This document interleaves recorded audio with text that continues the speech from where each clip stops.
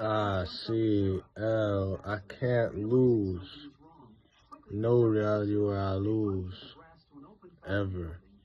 Today is February 5th, no, 4th.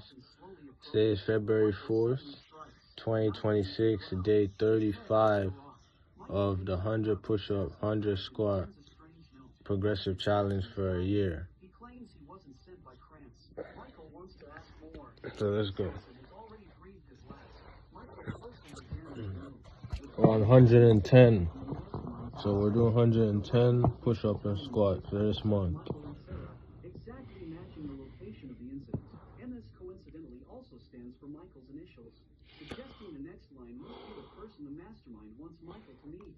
Michael decides to follow this clue in pursuit of Scylla, unaware he's falling into a huge conspiracy set by his own mother. Meanwhile, Lincoln locates the caller's address from a mysterious call received on Scott's phone, only to find the place deserted, leaving behind an old, yellowed photo on the table. Lincoln immediately recognizes it as an old photo of him and his mother from his childhood. Mahone and Lincoln observe the photo and notice the car is from 1978, while Michael was born in 1976. Clearly, a pregnant mother couldn't stand in front of this car for a photo, which must be a secret signal from the mother wanting a private meeting with Lincoln. The two men 25 push-ups. and found that it was in fact the coordinates for a hotel 5 kilometers away. Lincoln goes alone to the address from the photo, and soon Christina arrives. Mother and son reunite after more than 20 years, but as adversaries, Lincoln steals a glance at his mother, while Christina admits the hardest decision of her life was abandoning her sons. She wants Scylla because Krantz is unfit to control it. Krantz is too warlike and bloodthirsty. If a mother were in charge of the company, it would undergo earth-shattering changes. If Krantz were dead, no one would chase after you. She hopes the brothers will give her 2 more days, not to pursue Scylla relentlessly. In that case, they would all be free in 2 days. Lincoln was utterly moved, and facing his mother's words, he nodded without any resistance. After returning to the base, Lincoln ordered no actions to be taken for the next 2 days because his mother would deal with Krantz and had promised to change the way the company operates. But unexpectedly, because Michael escaped from the villa, Krantz, wanting to make Lincoln and the others utterly devoted to working for him, captured Lincoln's girlfriend and son, Mahone's ex-wife Pam, T-Bag's mother, and Don's wife. 25 squats. Lincoln wanted to find his mother to see if she had anything in the safety deposit box. They rushed out and saw an agent carrying a case with Scylla in it. They followed doggedly, though the agent seemed to deliberately walk slowly, as if fearing they would lose track of him. Soon, they were lured to the hotel hosting the energy conference. Mahone sensed something was wrong, but the straightforward Lincoln, seeing Scylla within reach, ignored Mahone's caution and followed inside. Mahone discovered a car parked at the entrance that hadn't been turned off. Inside, he found it was rented under Lincoln's name, containing their IDs. Clearly, a conspiracy was at play. Inside the hotel, the energy conference had already started. Naveen, in his capacity as a diplomat, took the stage to speak. Just as he is about to announce the Scylla technology, a sniper from above suddenly kills Naveen. Strangely, after the assassination, the sniper pulled a cartridge case from his pocket. 50 Lincoln happened to push-ups. follow to this location, and Michael also arrived at the venue, and Christina's shocking conspiracy finally came to light. First, they had surveillance footage of Lincoln at the bank, trying to steal Scylla, creating a narrative.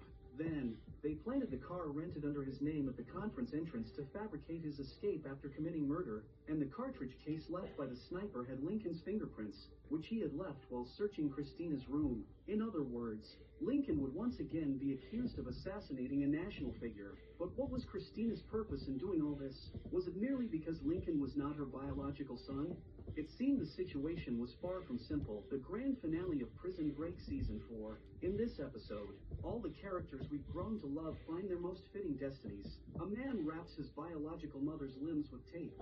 Driven mad, he drags her to the bathroom, where he turns on the scalding hot water to interrogate her about what she really plans for his brother, Lincoln. 50 squats. On a beach bathed in the sunset's afterglow, several graves stand solemnly. Sarah, along with the child she shared with Michael and a few old friends from the Prison Break gang, gathered here, paying their respects at Michael's tombstone to Lincoln. He was a fiercely loyal and passionate family member. To Sucre, a brother in arms. sharing a bond stronger than blood. To Mahone, a friend with whom he shared deep mutual respect, and to Sarah and their child. He was the husband and father who bore the world on his shoulders, giving his all. 75 the story of push-up. Prison Break Season 4 also came to a perfect conclusion amidst everyone's relief. A beach wedding with only 5 attendees somehow fills countless fans with joy for the couple. From their initial meeting to the flutter of heartbeats that followed, they braved numerous hardships and finally regained their freedom. Under the witness of a priest and their close friends and family, Michael and Sarah rightfully became husband and wife. Just as they were basking in the joy of their wedding, several police cars suddenly appeared. The arriving officers, ignoring pleas from the crowd, produced an arrest warrant and forcibly took the bride away. It turned out that, weeks earlier, Sarah had shot and killed Christina to save Michael, an act that was unfortunately captured on surveillance footage. Since Christina's secret of work was impeccably covered, proving her employment by the company was impossible. 75 score. Christina's legal team clung to the evidence, determined to tear the 1,200-volt power surges set off in their arms. Mahone realizes that Michael is prepared for the worst in his effort to save Sarah. Just then, his phone rings in his pocket. It's a call from Todd. Unbelievably, Mahone, hoping for a smooth reinstatement, had snitched about the security blind spot to Todd, allowing him to timely repair the prison's vulnerabilities.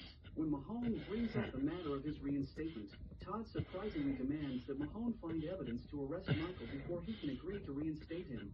Seeing through their despicable nature, Mahone doesn't provide crucial information this time. Mahone introduces Michael to the pilot and advises him to consider other methods as parachuting is too risky. But Michael, aware of his deteriorating condition and Sarah's imminent danger, sees no other option. 110 push-up. In an envelope, asking Mahone to help him get Lincoln and Sarah out of the country. Showing immense trust in the current Mahone, Mahone takes Michael to buy parachuting gear. Touched by Michael's trust, Mahone halts him, suggesting he has a better idea. Meanwhile, in the prison, inmates greedily eye Sarah, still coveting the $100,000 bounty. Daddy's subordinates make the first move, but the highly skilled Gretchen appears and quickly knocks them out. Upon hearing her family member has been killed, Daddy vows revenge once she's out. Gretchen took out the pendant with her daughter's name on it and said she went out for her daughter. Seeing Gretchen's past help and considering her own impending motherhood, Sarah decides to escape with Gretchen. After all, she needs Gretchen's help as Daddy's people are already eyeing her. At dinner time, Sarah and Gretchen prepare to act. But unfortunately, Daddy, who had been in solitary, is released. The two quietly plan for Gretchen to take care of the guards while Sarah deals with Daddy and her crew. Sarah doesn't go to fight but explains to Daddy she acted in self-defense, which Daddy refuses to listen to. Sarah pushes Daddy into Skitless, revealing Skitless as the real boss of the prison, instantly deflating the usually dominant Daddy. In the chaos, Gretchen attacks the guards, quickly taking them down but getting stabbed in the process. Then Gretchen knocks a guard unconscious, and Sarah seizes the moment to take the keys. Meanwhile, 110 Michael and his team score. have arrived at the airport. Mahone deliberately calls Todd, saying Michael is planning to parachute onto the prison yard. Hearing this, Todd